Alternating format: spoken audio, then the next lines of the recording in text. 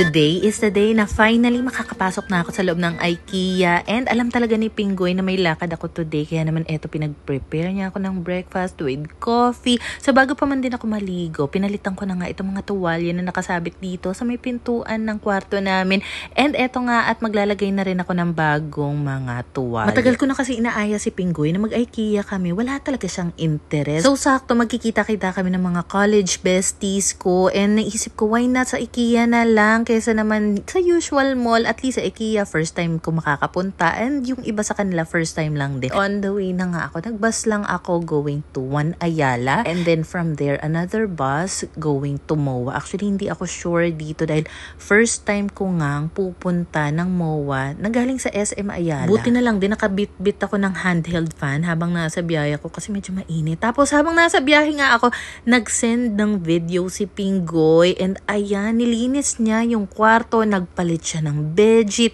inayos niya, and kita mo naman, grabe naman, nakakatuwang umalis ng ganito knowing na hindi nagmamaktol yung iniwanan mong partner sa bahay na nagbabantay ng mga anak mo. Alam mo yun, ang sarap sa feeling, parang ang gaan na ay makakagala ka, makakapag-me time ka, makaka-enjoy ka ng araw mo with your friends na alam mo, supportado ka ng partner mo sa buhay, ng asawa, ng jowa mo, diba? Sa pagbaba ko nga ng bus dito sa MOA, nakita ko agad itong blue na IKEA building. Konting kembot lang pala at nandito na nga ako. So dito na kami magkikita-kita ng mga college besties ko.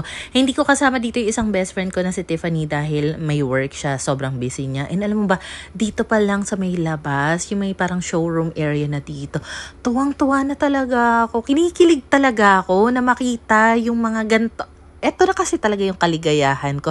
So, nag-iisip din ako para makakuha ako ng mga inspo sa mga pwedeng DIY makeover na magawa ko.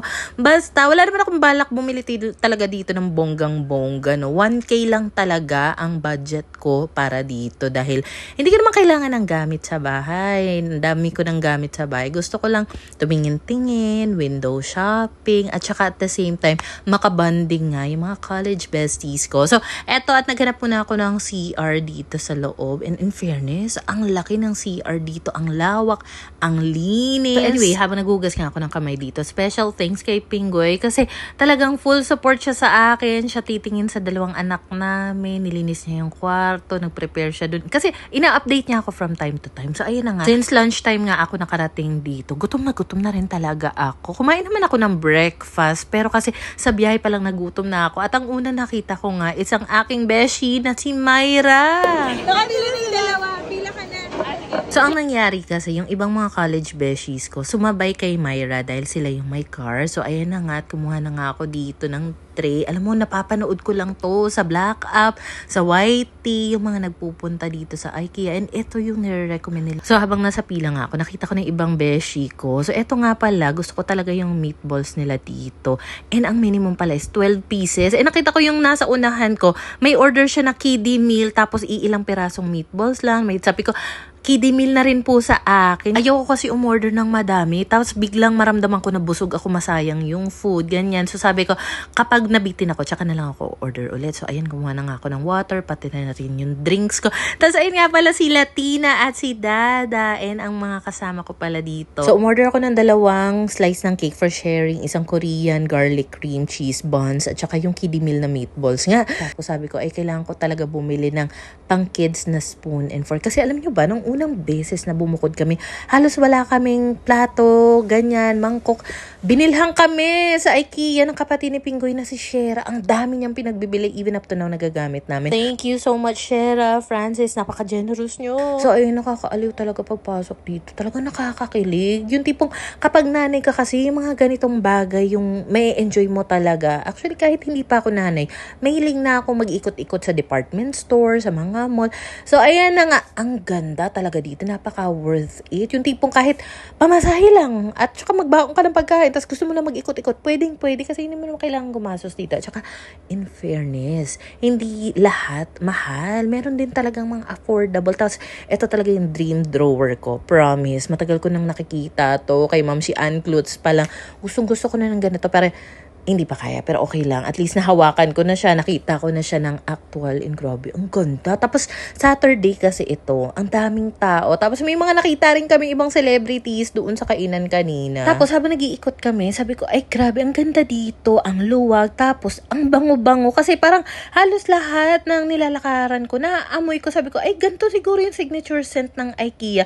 Tapos, kalaunan, na-realize ko, kasi tingin ako ng tingin sa taas. Saan ba may diffuser dito na automatic nag-diffuse ng pabango?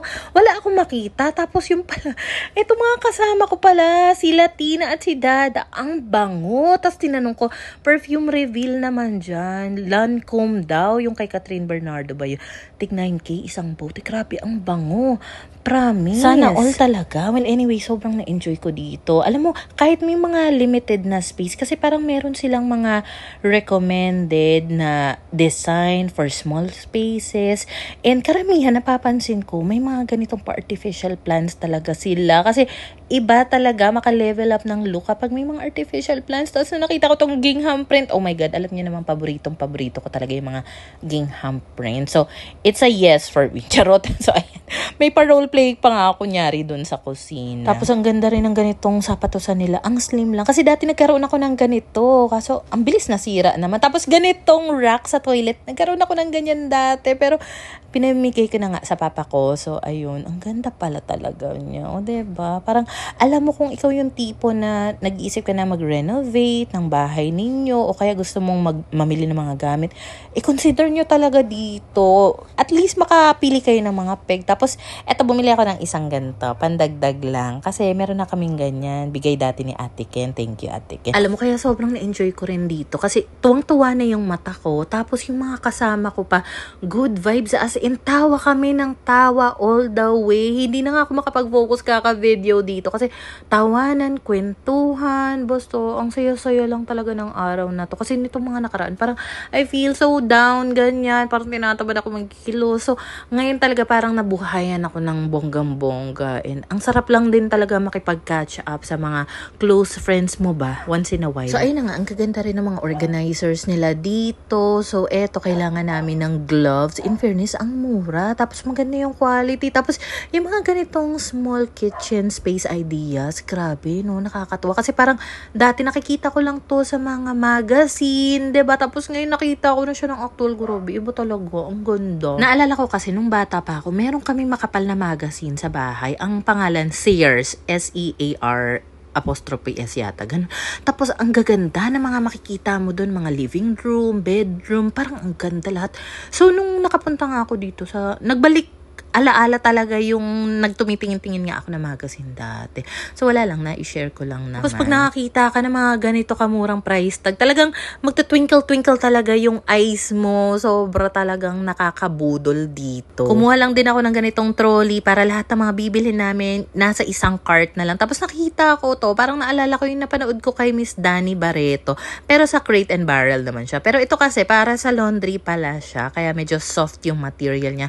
Pero ang ganda, nagugustuhan ko talaga lately yung ganitong pagka-green or sage green. Basta iba. Ang ganda niya. Tapos naisip ko, siguro kung nung time na nagbukod kami, may budget talaga kami. For sure, dito kami pupunta noon para at least makapagdagdag ng mga gamit dito. Pero anyway, ang pinunta ko talaga dito is more on window shopping lang naman talaga. Tapos ilang oras kami nag-iikot-ikot. Hindi pa talaga namin na bisita lahat ng floor. Grabe, sobrang laki pala talaga nito. Nagutom na kami. So ayan, bumili na nga kami ng merienda sa may bistro area. And tsaka ko lang nalaman na ito palang si Myra, may pasok pa pala ng madaling araw. So, ayan na nga. At nag-try lang din kami dito ng ice cream nila for 10 pesos only. And ayan, grabe. Ang sarap niya, in fairness. And affordable lang. And since hindi pa nga namin naikot talaga buong IKEA, sabi nga namin, next time magkita-kita tayo instead na sa mall, dito na lang ulit.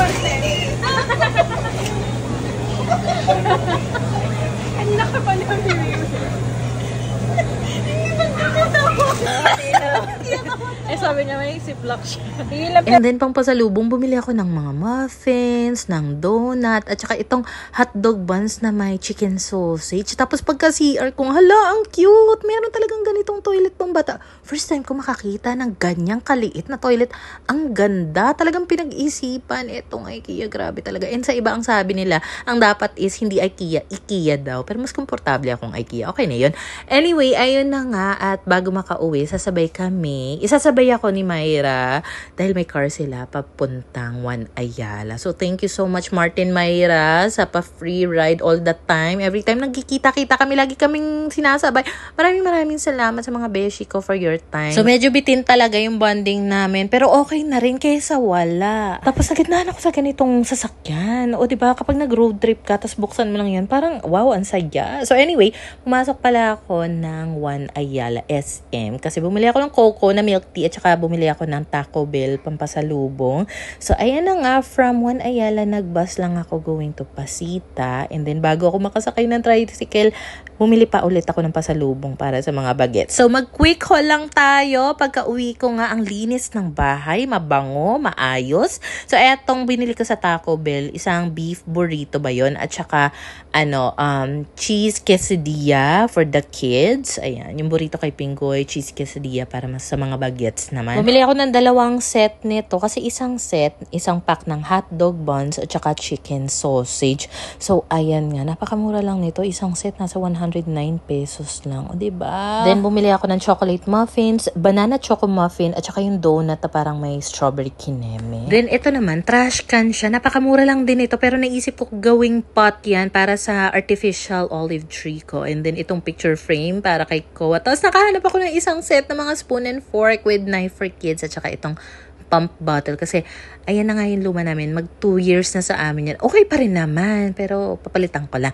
Tapos isang gloves. Wala na rin kasi kaming gloves na ginagamit sa CR. Tapos itong si Mayra, binigyan niya ako ng ganito. Kasi isa lang naman kailangan ko. Tatluhan yan kapag binili. Thank you so much, Mayra. Tapos nagulat ako, merong ganitong flower vase. 80 pesos lang, grabe. Alam mo ba, meron ako nakita sa Daiso. Mas maliit ditong flower vase. Ang nipis ng salamin. Almost 300, kaya hindi ko binili. Tapos bumili lang din ako ng floor mat na ganito. Non-slip kasi ito. 2 na yung binili ko. Kasi dati, binigyan kami ng ganito ni Ate Ken. Nung bubukod kami. Nawala na kasi nasira na. So sabi ko, deserve na mapalitan yung aming floor mat dito sa kusina. So 2 piraso na nga para isa sa kusina, isa rin sa CR. And then, meron din itong beige. Mas bagay lang talaga sa sahig namin yung color gray. O diba, ang ganda. Absorbent din siya. At saka napansin ko, kapag bago kapag inapakan mo siya, malambot. Parang, basta makapal siya na malambot, ganun. Itong vase na to, binili ko siya for fresh flowers kasi gusto ko minsan, bili naman kami ng real flowers. So, tinry ko lang dito yung mga artificial tulips ko. Ang ganda rin. O, diba? Grabe. Sobrang worth it ng 80 pesos na flower vase sa IKEA. So, para sa lahat ng mga pinamili kong gamit, yung gamit lang talaga ang mura. Kasi ang dami ko nang nabili. Pero nasa 670 pesos lang lahat ng binayaran ko. Kasama na yung, yung blue na eco bag. Tapos ito, ang dami nito mga kutsara, tinidor, knife na pangbata. Ang mura lang din yan. So after nito, naligo agad ako. Tapos naramdaman ko talaga grabe yung legs ko. Ang sakit. Tapos nakaramdam ako ng gutom. Sabi ni Pingoy, sige pagluluto kita. Tapsilog. Matutulog na lang. Nagluto pa siya ng tapsilog for me. Grabe talaga. Thank you so much, my love. So ayun na nga. Sobrang saya ko lang today. Thank you so much, Lord, for letting me experience what happened today. Talagang na-enjoy ko siya ng bongga. And thank you, my love, sa pag-support sa aking mga simpleng me time ganap. So, ayun lang naman yung mga kaganapan today.